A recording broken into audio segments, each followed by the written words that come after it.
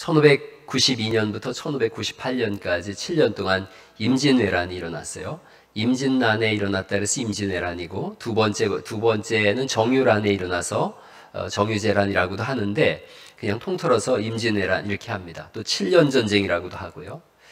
2달도 안 돼서 우리나라 전 국토가 완전히 유린되고 쑥대밭이 됐어요. 한 번도 전쟁에서 이겨나지 못했는데, 아시다시피 이순신 장군이 최초로 바다에서 승리를 하게 되어집니다. 근데 그때 이순신 장군이 한 말이 이겨놓고 싸운다, 이런 표현을 썼다 그래요. 이길 수밖에 없었던 여러 가지 이유들이 있는데, 그 중에 하나가 일본 사람들이 쓰던 조총은 대략 200m 정도 나갔다 그래요. 그래서 그 당시에 이 갑옷도 뚫고 이렇게 철판으로 된 것도 뚫었더라고요. 엄청난 살상무기인데, 이순신 장군이 쓰던 총통이 있어요. 대략 저렇게 생긴 총통인데, 저거는 950m를 나갑니다. 그리고 파괴력이 너무 엄청나서 저를 한 2방만 맞으면 배가 완전히 침몰하게 되어져요. 그래서 이순신 장군이 싸움이 있어 옥포해전에서 이걸 사용합니다. 그래서 한 번에 그 1차 전투에서 26척을 무너뜨려요. 그리고 오후에는 5척을 무너뜨리고, 그 다음 날은 11척을 무너뜨리는데, 근데 문제는, 중요한 것은 이순신 장군 측에 있어서는, 우리나라 측에서는 한 사람도 죽질 않았어요. 그래서 엄청난 전쟁을 이뤘고 23번 싸워서 한 번도 지지 않았어요. 전쟁에 있어서 제일 중요한 게 뭐냐? 무기예요, 무기. 현대전도 무기전이라 그럽니다. 그래서 얼마나 좋은 무기를 가지고 싸우느냐, 이게 중요해요. 그리스도인들에게도 무기가 있음을 성경이 말씀하고 있어요. 그래서 오늘 우리가 읽은 말씀에 전신갑주를 입으라, 전신을 보호하고 싸울 수 있는 무기를 갖추라는 거죠. 무기체계를 갖출 것을 우리에게 말씀하고 있어요. 이제 에베소서 마지막 날인데, 오늘 마지막 6장을 강의하는데, 에베소 지역은 한 25만 명 정도의 인구가 살고 있어요. 그러니까 익산 인구보다 조금 적은 인구가 살고 있지만, 이 당시로 보면 로마에서 세 번째 큰 도시예요. 아주 큰 도시인데다가 우상의 도시입니다. 그래서 여기에 2600평 정도에 달하는 그 아데미 신전이 있었어요. 신전을 보시면 저렇게 터만 남았어요. 저도 저기 가서 보니까 다 무너지고 터만 남았는데 대략 2600평 정도에 달해요. 그래서 여기 이 지역이 마술의 중심지가 되어졌고 상업의 중심지고, 사람들이 모여서 마술이 얼마나 흥행했는지 몰라요. 사도 바울이 복음을 전했더니 사람들이 마술책을 갖다 와서 태웠는데 말도 못하게 많이 마술책이 쌓였어요. 그런 지역이에요. 여기에서 성경은 우리에게 강건하라 이렇게 말씀하세요. 이 우상의 땅에 복음을 전했고 그들이 복음을 받아들였을 때 한 말씀이 강건해지라, 강건해지라. 강건해지라라는 말씀은 이 수동태로 쓰여졌어요. 그러니까 외부로부터 오는 강건하게 하는 힘이 주어질 테니 그 힘을 받아서 강건한 삶을 살라, 이렇게 오늘 본문이 말씀하는 거예요. 거기 10절을 다시 보시겠어요?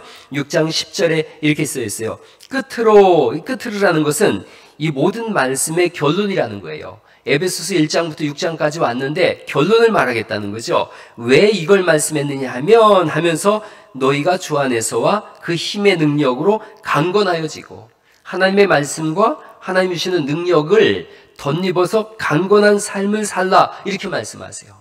그러면서 이것은 현재 시제로 되어져 있어요. 그러니까 한 번 강건하고 끝나는 게 아니라 끊임없이 강건함을 받으라는 거예요.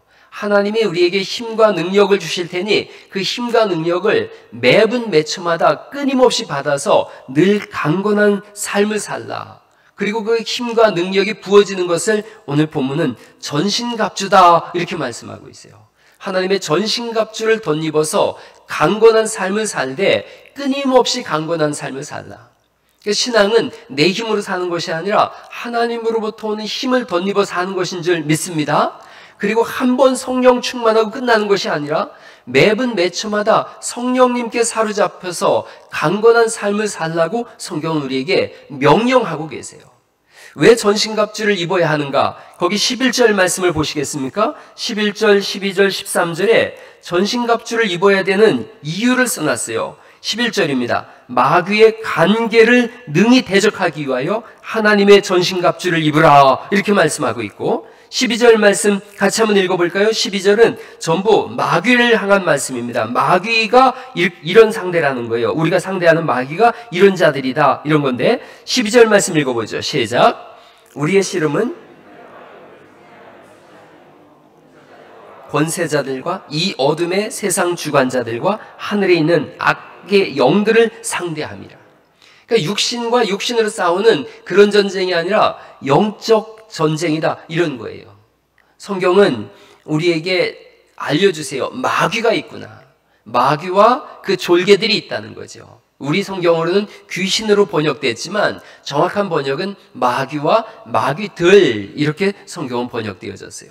그러니까 귀신 그러면 우리적 개념으로는 죽지 않은 사람의 혼백이 귀신 아니야? 이렇게 생각할 수 있는데 그건 비성경적입니다. 성경은 죽지 않은 사람이 귀신 된다 이렇게 말씀하고, 죽은 사람이 귀신 된다 이렇게 말씀하고 있지 않아요. 마귀와 그 졸개들이에요. 이들은 구원받은 우리 영혼을 끊임없이 공격합니다. 무기력하게 하고 시험 들게 하고 나태하게 해요. 그래서 성경은 우리에게 전신갑주를 입고 마귀를 대적하라 이렇게 말씀하세요. 마귀를 대적하라는 말씀도 자리를 굳게 지키라는 거예요.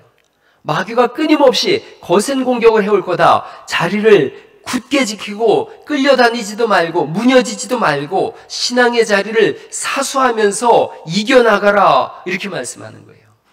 이게 이겨놓고 싸우는 싸움이기 때문에 사실은 굉장히 흥미진진한 거예요. 영적 싸움은 신바람 나는 일인 거예요. 패전이 있을 수 없거든요. 하나님의 전신갑주를 장착하고 승리하는 것이 보장됐기 때문에 영적 전쟁이야말로 우리에게 있어서는 신바람 나는 일인 거죠. 여러분 어릴 때 다 그 전쟁놀이 해봤잖아요. 전쟁놀이 이렇게 양팀으로 나눠가지고 저도 초등학교 다닐 때도 해봤어요. 뭐 빵야 이렇게 했는데 군대에 갔더니 더 재밌더라고요. 군대 갔으면 모의 전투를 합니다. 모의 전투. 총을 다 나눠주는데 총알은 안 줘요. 그리고 이제 양쪽으로 전쟁을 하는데 이렇게 합니다. 입으로다가 탕탕탕탕 이렇게 해요. 입총이라 그래요. 입총. 그리고 맞으면 또 으악 해야 돼요. 죽는 신용을 내야 됩니다. 그 안 하면 옆에 있던 소대장이 막 뭐라 그래요.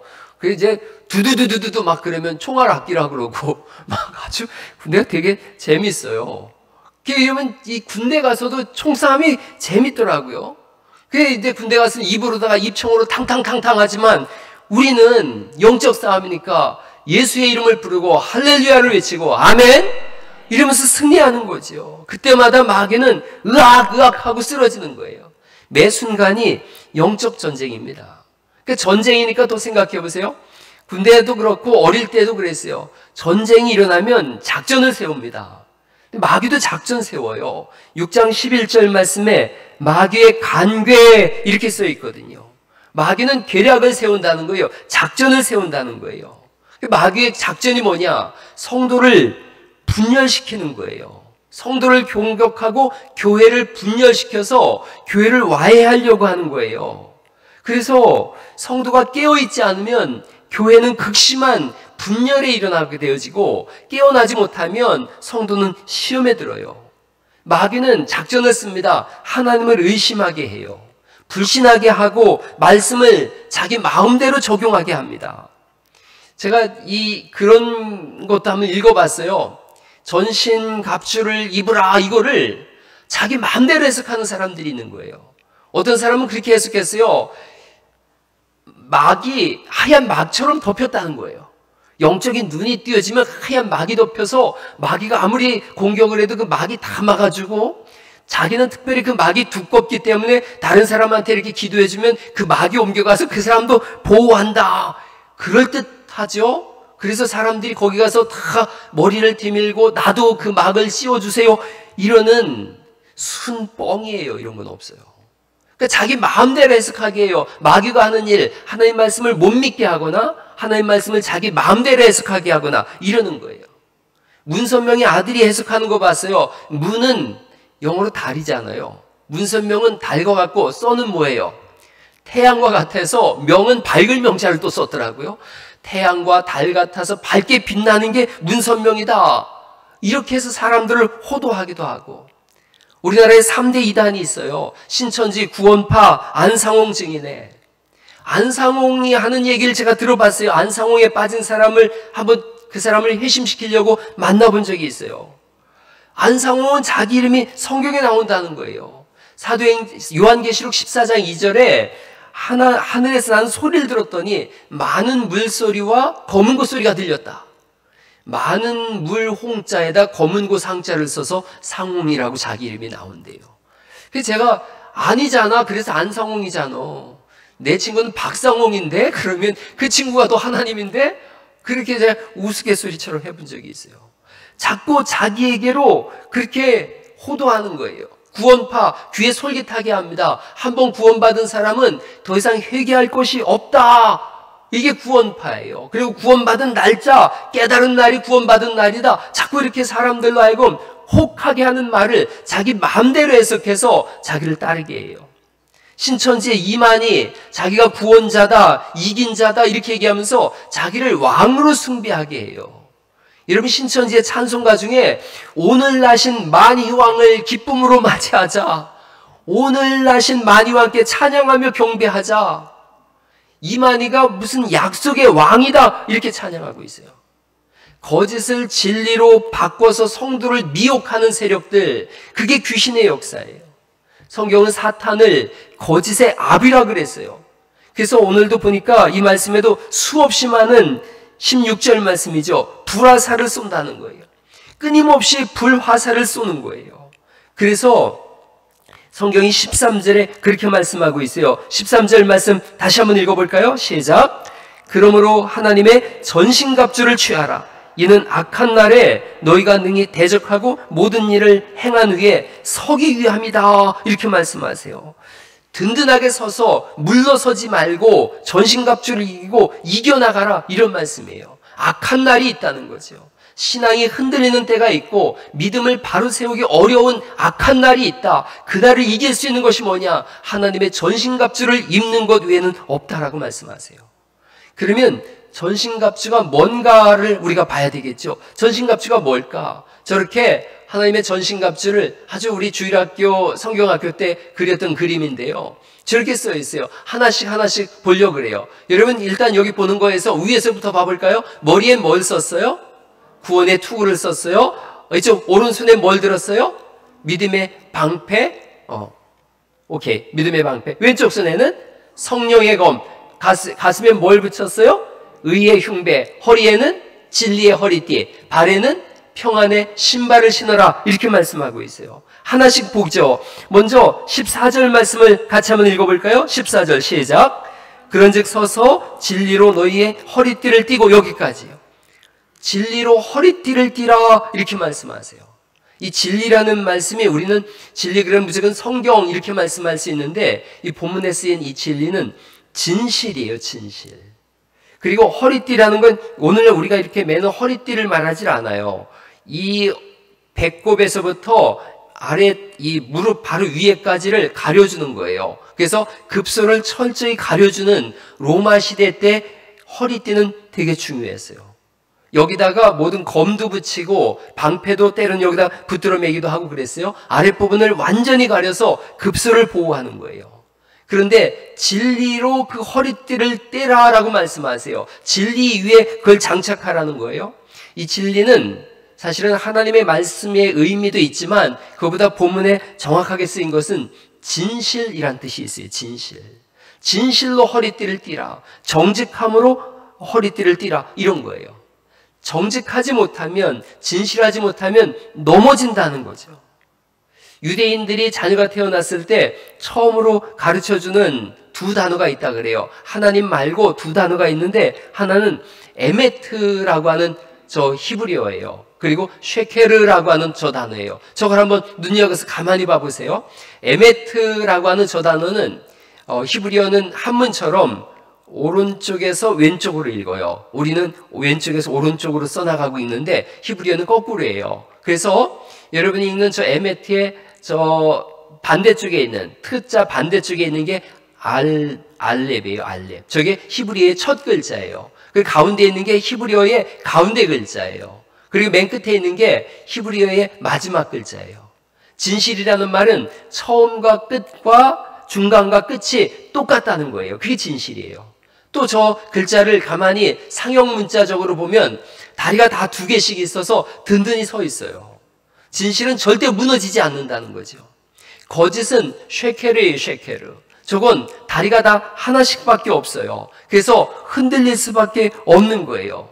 그리고 전후의 순서가 뒤집어져 있어요. 그리고 한 군데 저게 세 글자가 나란히 있는 글자인데 순서만 바뀐 거거든요. 거짓은 뒤죽박죽이에요. 그리고 자기들끼리 귓속말로 속닥속닥해서 거짓말을 만들기 위해서 모여 있어요. 그래서 히브리 사람들은 아이가 태어나면서 세 글자를 써놓고서 봐라, 진실이란 말은 처음과 중간과 끝이 똑같고 두 기둥으로 돼 있어서 든든히 서 있는다. 진실은 무너뜨리지 못한다. 그러나 거짓은 이렇게 순서가 뒤집어져 있다. 앞과 뒤가 다 다르고 자기들끼리 모여서 속닥거리게 돼 있고 그리고 다리가 하나라서 반드시 무너진다.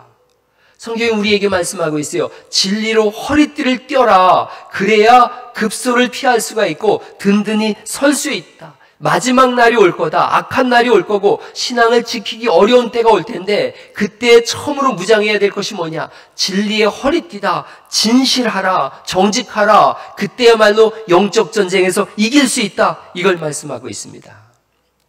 사관학교에는 무감독 시험을 봅니다. 그게 명예의 시험이라 그래요. 명예 시험. 명예율에 의존해서 운용되는 시스템을 명예 시스템이라 그럽니다.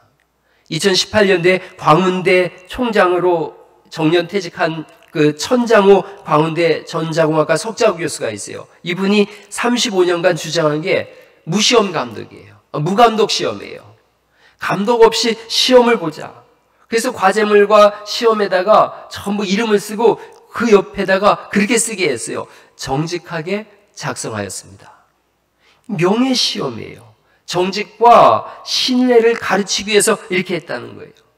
인천에 제물포고등학교가 있어요. 명문고예요. 60년간 무감독 시험을 유지했어요.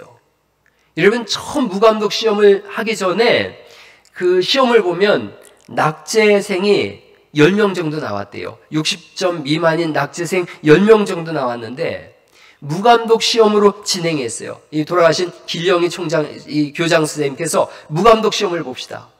무감독 시험을 본 첫 해에 낙제생이 똑같이 10명이 나왔어요. 그랬더니 교장 선생님이 전부 아침 조회 때 그 10명을 불러냈어요. 60점 미만 과락인 친구들인 거예요. 다 불러내서 장학금을 주면서 너희들은 제물포 고등학교에 살아있는 양심이다. 그래서 박수를 치게 했어요. 여러분, 끝까지 서 있는 사람은 정직한 사람입니다. 진실한 사람만이 끝까지 서 있으니 진리의 허리띠를 띠는 은혜가 있기를 간절히 축원합니다. 어제부터 어떠했을지라도 오늘부터 이 정직을 지켜나가는 거예요. 두 번째, 이 허리띠를 띈 다음에 그 다음에 가슴에 의의 호심경을 붙여라 이렇게 말씀하세요. 의의 호심경, 가슴을 두르는 갑옷이에요. 이 의는 의 그러면 우리는 또 역시 예수님이 주시는 의, 칭의 이걸 생각할 수 있는데 이건 정의롭게 살겠다라고 하는 결심이에요. 성령님 우리 안에 오셔서 정직을 행하게 하시고 정의롭게 하겠다.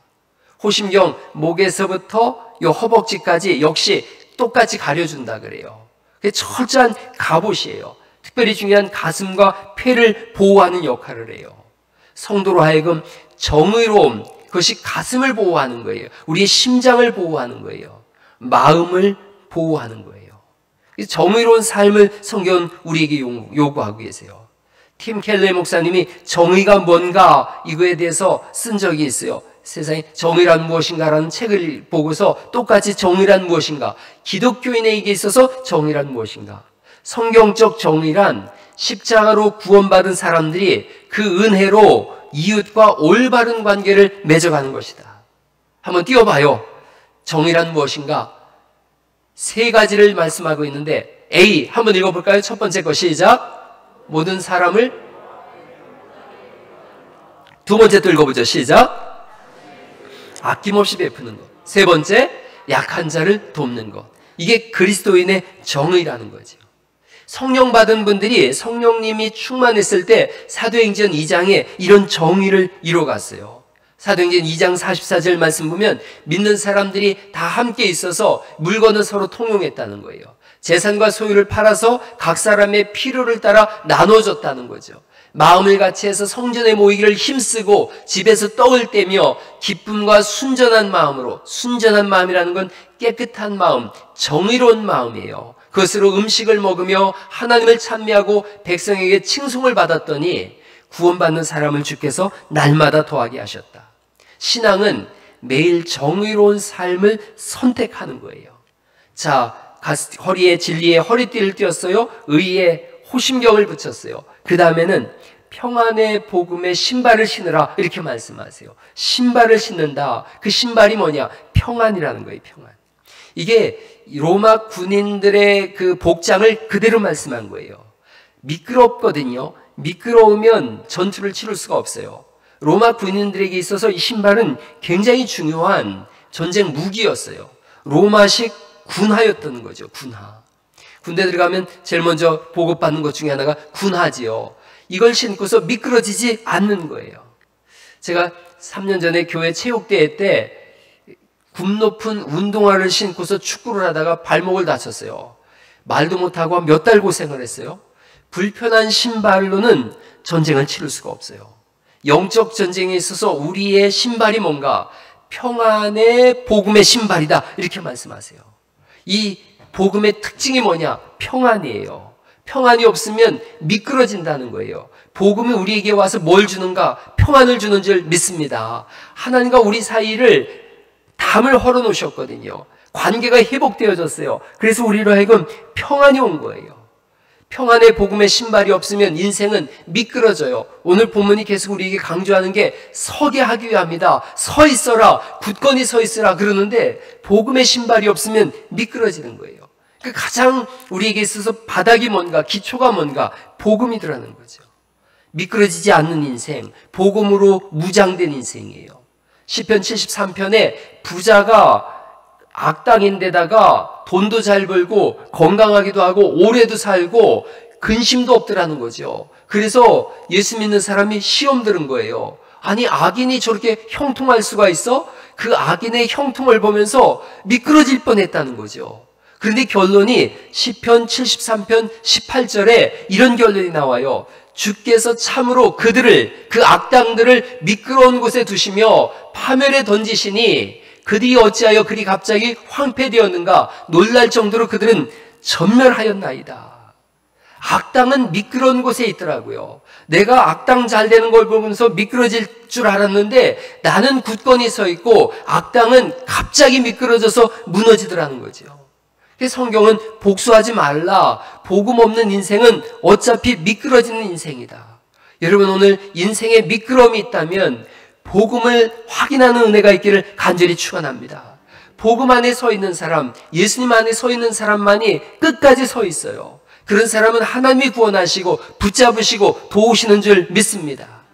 찬송가 413장이 그런 찬송이에요. 내 평생에 가는 길 순탄하여 늘 잔잔한 강 같든지 큰 풍파로 무섭고 어렵든지 나의 영혼은 어떻다고요? 늘 평안한 거예요. 마귀는 우리를 삼키려고 입 벌리고 달려와도 주 예수님이 우리의 대장 되셔서 끝내 싸워서 이기게 하시는 줄 믿습니다. 내 지은 죄가 주홍빛 같더라도 주 예수님께 아뢰면 십자가로 다 씻으셔서 흰 눈보다 더 정하게 하시고 공중에 구름이 일어나고 큰 나팔이 울릴 때에 악한 날이 올 때도 주 예수님이 오셔서 세상을 심판할 때 내 영혼은 겁없고 우리는 찬송하지요. 내 영혼 평안해, 내 영혼 평안해, 내 영혼 평안해 노래하게 되는 줄 믿습니다. 그 근거가 복음에 있어요. 복음에 있어요. 시편 23편 4편이 4절이죠. 내가 사망의 음침한 골짜기로 다닐지라도 해를 두려워하지 않을 것은 주께서 나와 함께 하심이라. 주의 지팡이와 막대기가 나를 안전하게 위로하게 하시는 줄 믿습니다. 무너지지 않는 거예요. 복음의 신발을 신은 사람은. 여러분, 신명기 31장에 이런 말씀이 있어요. 너는 마음을 강하게 하고 담대히 하라. 두려워하지 말라, 떨지 말라. 네 하나님 여호와 그가 너와 함께 행하실 것임이니라. 반드시 너를 떠나지 아니하시며 버리지 아니하신다고 말씀하신 줄 믿습니다. 제가 매주 알려드리는 말씀이 있어요. 평안이 없고 불안할 때 이 말씀을 꼭 기억하라 그랬어요. 시편 42편 5절에 있는 말씀인데 이 말씀 같이 한번 소리내서 읽어보십니다. 시작.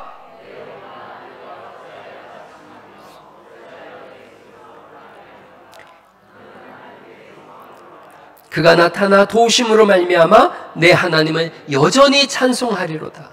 우리 영혼에게 명령하는 거예요. 내 영혼아, 네가 어찌하여 낙심하며 내 안에서 불안해하느냐. 하나님께 소망을 두라. 하나님이 도우심으로 말미암아 나는 여전히 하나님을 찬송하며 굳게 서 있을 것이다. 복음의 신발을 신었으니 떨지 말고 강하게 서 있으라고 말씀하십니다. 두려움을 물리치시고 날마다 평안의 삶을 펼쳐가기를 간절히 축원합니다. 진리의 허리띠를 꼈고 의의 호심경을 붙였어요. 이렇게 덮은 거예요. 그리고 발에는 평안의 복음의 신발을 신었어요. 그리고 한쪽 손에는 믿음의 방패를 가졌다 이렇게 말씀하세요. 믿음의 방패. 이 믿음의 방패는 모든 불화살을 이겨내는 거예요. 믿음으로 시험을 이겨나라는 거죠. 적은 화살을 쏩니다. 그냥 화살도 아니에요. 불화살을 쏜다는 거죠. 모든 악한 말과 거짓된 소문들이 끊임없이 여러분들을 공격할 거예요. 신앙생활하면서 그게 그런 거예요. 교회는 의인들의 모임이지만 그럼에도 불구하고 스스로 죄인이라고 고백하는 사람들의 모임이에요. 그래서 여기는 다 죄인으로 온 거예요. 그리고 예수님을 닮아가는 과정 속에 있는 거죠. 완전히 변화된 사람이 아니라 변화 중에 있는 사람들인 거예요. 그러다 보니까 그렇게 거룩한 말을 하거나 거룩한 삶을 살거나 그렇지 못한 때가 너무나 많은 거예요. 교회처럼 시험 요소가 많은 곳이 없어요. 교회는 시험 치르는 시험장 같아요. 아니 땐 굴뚝에도 연기가 나는 곳이 교회다. 제가 그런 말씀 드렸잖아요. 수없이 많은 이상한 말들이 막 나타나는 곳이 교회인 거예요. 이겨낼 수 있는 것은 뭐냐? 믿음이에요, 믿음. 다윗이 수없이 많은 전투를 이겼어요. 그리고 그가 마지막에 그런 고백을 해요. 그 많은 전투에서 내가 살아남을 수 있었던 것, 하나님이 나의 방패시였기 때문이다. 하나님 우리의 방패인 줄 믿습니다. 방패를 높이 드는 거예요. 그리고 외치는 영적 장군으로 서는 은혜가 있기를 간절히 바랍니다. 교회 올 때마다 여러분 우리가 다 거룩한 사람이, 다 경건한 사람이 아니라 그랬지 않습니까? 때로는 목사도 그렇고 장로님들도 그렇고 때로는 이게 아닌데 잘못 알고서 전할 때도 있는 거예요. 그러니까 교회 문 딱 열고 들어오면서 얼마든지 쏴라. 나는 영원히 무너지지 않는다. 그런 고백이 있기를 간절히 축원합니다. 교회 안에서 시험 들었다. 당연한 거예요. 교회는 시험 덩어리인걸요. 여러분 자기가 의롭다고 하는 사람이 교회 온 적 있어요? 없어요. 교회 올 때 다 그런 찬송 부르고 오잖아요. 천부여 의지 없어서 손들고 옵니다. 나 같은 죄인 살리신 주 은혜 놀라와. 스스로 죄인이라고 고백하지 않습니까? 다 죄악의 덩어리들인걸요. 그러니 때로는 믿음이 좀 약할 때는 불화살을 쏘기도 하고 그런 거예요. 그러니 그때 이겨낼 수 있는 것은 믿음의 방패예요. 한번 따라해 보세요. 얼마든지 쏴라. 쏠 테면 쏘라 이거죠. 제가 저번 주에 한번 그런 말씀 알려드렸어요. 몇 번이라도 좋다. 이 끔찍한 생이요. 이 다시가 중요한 거예요. 교회에서 몇 번이라도 좋다. 엄청난 시험이 온다고 괜찮아. 다시. 나는 언제든 믿음으로 일어난다. 나를 무너뜨릴 수 있는 것은 이 세상에 없다. 그리고 믿음의 방패를 높이 들 수 있기를 간절히 축원합니다. 여러분이 이 교회에 여기 있는 여러분이 중심이에요. 여러분이 이게 방패예요. 누가 시험 들면 이런 설교 못 하는데 시험 안 들 때 이런 설교를 해야 되는 거예요. 이 예방주사죠. 백신을 놓는 거예요. 여러분, 여러분이 이 교회 중심이고 기둥이면 시험 들어서 흔들리면 뭐가 흔들리는 거예요? 기둥이 흔들리는 거예요. 기둥이 흔들리면 그 집은 다 무너지게 돼 있어요. 중심이 흔들린다. 그러면 서 있을 수가 하나도 없어요. 그러니 여러분이 기둥이다, 중심이다 이 생각을 꼭 하세요. 오늘 여기 예배하러 오신 여러분들은 천하 없어도 예배하러 오시고 수요 예배도 꼭 참석하시기를 간절히 축원합니다. 그래 이게 아멘이 또 이렇게 나오면 좀 곤란한데요. 예. 여러분, 수요일 날 기둥이 참석을 안 하면 어떻게 하자는 겁니까? 수요일 날 중심이 참석을 안 하면 예배를 어떻게 하자는 거예요? 그러니까 이 교회의 항존 직분자뿐 아니라 서리 집사님들까지 전부 수요일 날도 이렇게 나와서 함께 예배하는 은혜가 있기를 간절히 축원합니다. 옆 사람 보고 이렇게 또 만지거나 그러면 안 돼. 침 안 튀게 살살 얘기하세요. 성도님, 우리 교회 기둥입니다. 한번 해주세요. 시작. 네, 그렇습니다. 아, 그럼요. 여기 있는 우리 아이들부터 어른들에 이르기까지 여러분이 기둥이에요. 시험 될 일이 생기면 그 시험 주는 사람 바라보지 마시고 그 뒤에서 간괴를 꾸미면서 사악한 미소를 띠고 있는 마귀가 보일 수 있기를 간절히 바랍니다. 그래서 하나님이 이김을 주신다라는 걸 믿고 이겨나가는 거예요. 진실은 조금 오래 걸려요. 밝혀지는 데 있어서. 그리고 그 시간이 좀 끔찍해요. 그러니까 이겨나갈 수 있는 것은 믿음밖에 없어요. 믿음이 없으면 자꾸 의심이 되게 해요. 마귀도 우리에게 와서 흔드는 것이 믿음이에요. 믿음을 흔들어서 하나님 말씀을 의심하게 하고 성도를 의심하게 합니다. 창세기 3장에 마귀가 하와와 아담한테 와서 하나님이 이 선악과를 정말 먹지 말라고 하시더냐? 이렇게 묻지 않습니까? 그리고 말을 붙이죠. 선악과를 먹지 말라고 하시더냐? 이렇게 얘기하지 않고 모든 나무의 열매를 먹지 말라고 하시더냐? 의심하게 하죠. 이거 먹으면 하나님처럼 돼서 그래서 못 먹게 하는 거야. 이러는 거예요. 믿음을 공격하더라고요. 여러분, 그 믿음을 굳게 세우는 사람, 그가 끝까지 서 있는 사람이에요. 사도 바울이 사도행전 27장 24절에 보니까 흔들리는 바닷가에서, 풍랑이는 바다에서 이렇게 고백하더라고요. 하나님이 말씀하셨다는 거예요. 바울아, 두려워 말라. 네가 가이사 앞에 서야 하겠고 또 하나님께서 너와 함께 행선하는 자를 다 내게 주셨다 하셨으니 그러므로, 그다음 같이 한번 읽어보죠. 시작. 여러분이여 안심하라. 나는 내게 말씀하신 그대로 되리라고 하나님을 믿노라. 아멘.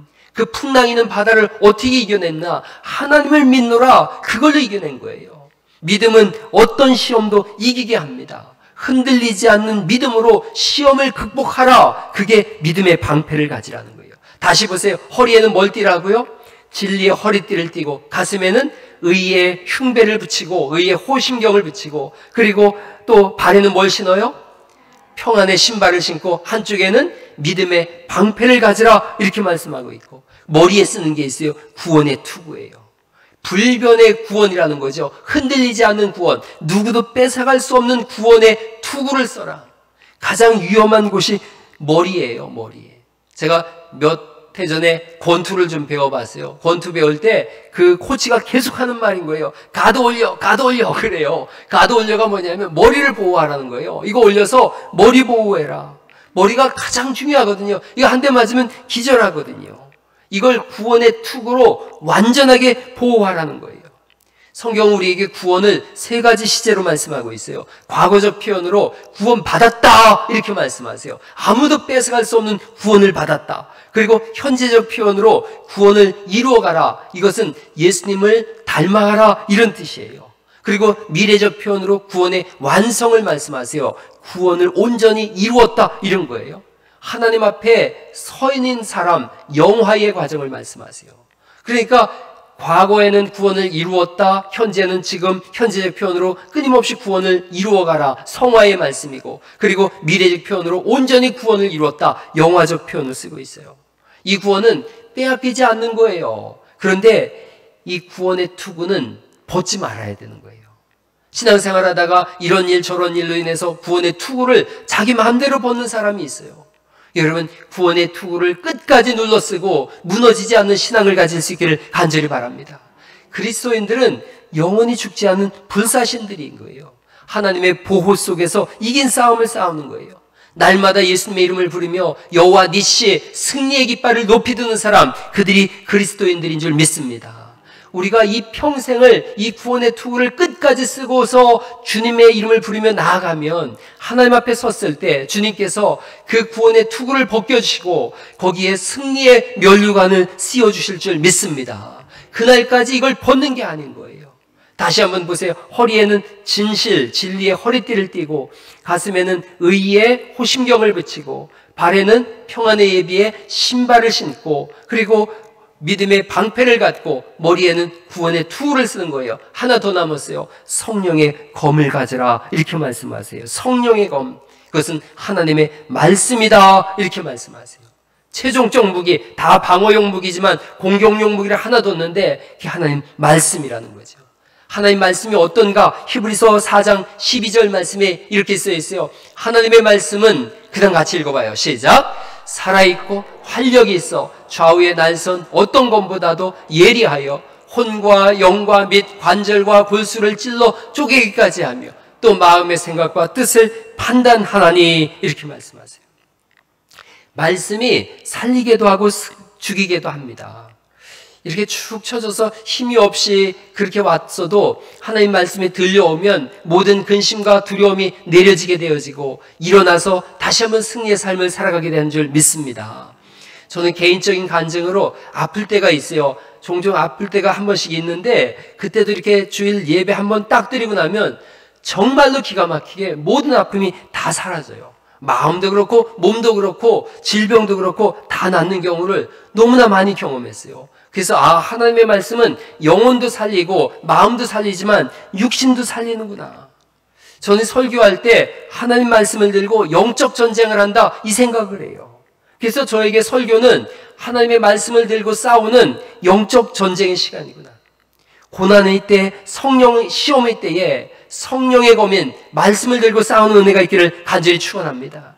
어려울 때 말씀을 소리내서 읽으세요. 찬송도 부르시고 아멘도 하시고 그러셔서 이 말씀으로 여러분 삶을 승리를 이끌어가는 은혜가 있기를 간절히 축원합니다. 그림을 한번 보여줘 보세요. 이렇게 그림이 되어져 있어요. 진리의 허리띠 진실을 말씀하고 있고 의의 흉배는 정의의 흉배예요. 복음의 신발은 평안이에요.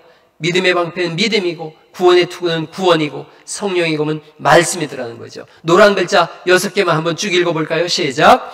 진실, 정의, 평안, 믿음, 구원, 말씀. 이것을 장착하라고 말씀하시면서 장착하는 방법이 18절에 나와 있어요. 모든 기도와 간구를 하되 항상 성령 안에서 기도하고 이를 위하여 깨어 구하기를 항상 힘쓰며 여러 성도를 위하여 구하라. 성령 안에서 기도하라 이걸 말씀하세요.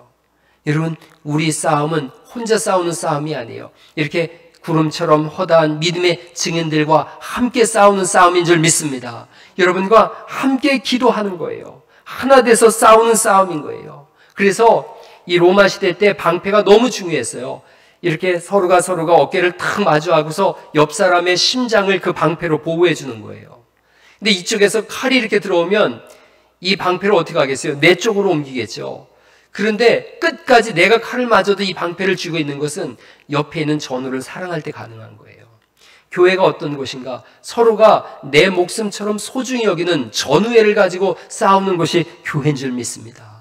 그래서 함께 기도하는 거예요. 설교 끝나고 우리가 함께 통성으로 기도할 때 아픈 분들을 위해서 기도하고 서로를 위해서 기도하는 것은 교회는 예수님의 몸으로서 한 덩어리이기 때문인 줄 믿습니다. 우리는 한 덩어리인 거예요. 하나인 거예요. 그래서 하나 돼서 싸우면서 내 무기가 넘쳐나면 남에게도 나눠주면서 더불어 싸워나가는 거죠. 하나님은 우리가 기도할 때 응답하시고 전신갑주를 입혀주셔서 승리하게 하실 줄 믿습니다. 말씀을 정리해 보려고 그래요. 제 아내가 결혼할 때 기도를 오랫동안 했다 그래요. 신랑을 놓고 남편을 놓고 오랫동안 기도했는데 그 첫 번째가 목소리 좋은 남자와 결혼하게 해주세요. 그렇게 기도했대요. 그래서 제 목소리가 좋은 이유가 그런 거예요. 근데 노래 잘하는 것까지 기도를 했더라면 좋았을 텐데 그걸 안 한 거예요. 유머가 있는 남자랑 결혼하게 제가 유머가 제법 한 유머합니다. 다 들어주셨는데 찬송하고 얼굴을 기도를 안 한 것 같아요. 아내가 오래전부터 지속적으로 기도한 게 있었어요. 뭐라고 기도했냐면 우리 남편이 안수하면 꼭 고쳐주세요. 그걸 결혼하면서부터 기도를 했는데 몇 해 전에 저한테 제안을 하더라고요. 오랫동안 기도했는데 당신이 기도하면 꼭 고쳐주실 거라고는 확신이 들었어요. 그래서 성도님들한테 안수기도 해주면 어때요? 처음엔 제가 반신반의했어요. 야 그게 되냐? 내가 기도한다고 되냐? 교회가 같이 기도해야지. 그때 아내가 그러면 예배 설교 끝나고 온 교회가 같이 기도하면 되잖아요. 그거 괜찮겠다 생각했어요. 그래서 제 마음속에 그러면서 저도 기도하면서 우리가 합심해서 기도하면 하나님이 들으신다. 그런 확신이 분명히 왔어요. 여러분, 제가 기도해서 낫는다는 얘기가 아니에요. 합심해서 기도할 때 난다. 그걸 알게 됐어요. 그래서 합심해서 기도했어요. 그래서 안수했어요. 많은 분들이 치유도 얻고 하나님이 고쳐주심도 우리가 경험하게 됐어요. 그게 전신갑주예요. 우리가 다 어떤 분은 칼에 능한 분이 있고 어떤 분은 방패에 능한 분이 있어요. 그러나 우리 나름대로 다 머리에 투구를 썼고 나름 호심경을 붙였고 진리의 허리띠를 띄었고 복음의 평안에 신발을 신은 걸요. 그리고 이 시간에 우리가 말씀을 같이 들었고 찬송을 불렀어요. 믿음을 갖고 있어요. 오늘 기도하면 하나님이 들으실 줄 믿습니다. 하나님께서 우리가 기도해라 그러면 들으신다고 말씀했어요. 믿음의 기도는 병든 자를 일으킨다 그랬어요. 상한 심령이 회복될 거예요. 예수님 앞에 나갔더니 각색 병든 자가 다 고침을 받고 귀신이 떠나갔다라고 성경이 말씀하고 있어요. 두려움이 소멸되고 평안이 넘쳐날 거예요.